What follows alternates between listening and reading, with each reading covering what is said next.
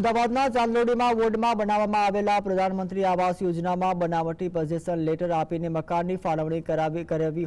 લોકો પાસેથી રૂપિયા પડાવવાના ગુનામાં પોલીસે એક આરોપીની ધરપકડ કરી છે। પોલીસે વિપુલ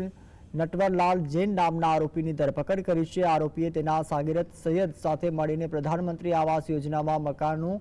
લાભ લેતા લોકોને ટાર્ગેટ કર્યો છે અને ચાંદલોડિયા વોર્ડમાં આવેલા આવાસ યોજનામાં મકાન આપવાની લાલચ આપીને તેમની પાસેથી અલગ અલગ રકમ વસૂલી હતી। આરોપી વિપુલ જૈન તથા ફરાર આરોપી સૈયદ અને શુક્લાએ સાથે મળીને દીઠ 6.50 લાખ રૂપિયાની નક્કી કરી છે અને 50,000 રૂપિયા ટોકન લઈ પોઝેશન લેટર આપી દીધા હતા, જેની સામે આરોપીએ કોર્પોરેશન અને ડેપ્યુટી એસ્ટેટ ઓફિસના બોગસ સહીવાળો પોઝેશન લેટર અને બનાવટી દસ્તાવેજો આપ્યા હતા, જે પોલીસે કબજે કરી આગળની કાર્યવાહી પણ હાથ ધરી છે।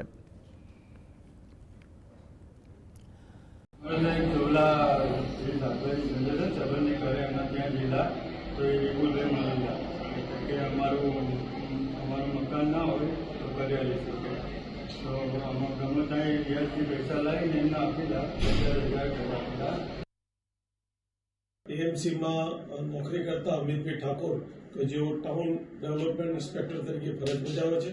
તેઓ સલા પોલીસ સ્ટેશનમાં આવી અને એક હકીકત જાહેર કરતા હોય કે ચાંદલોડિયા વોર્ડમાં ફાઇનલ પ્લોટ 137માં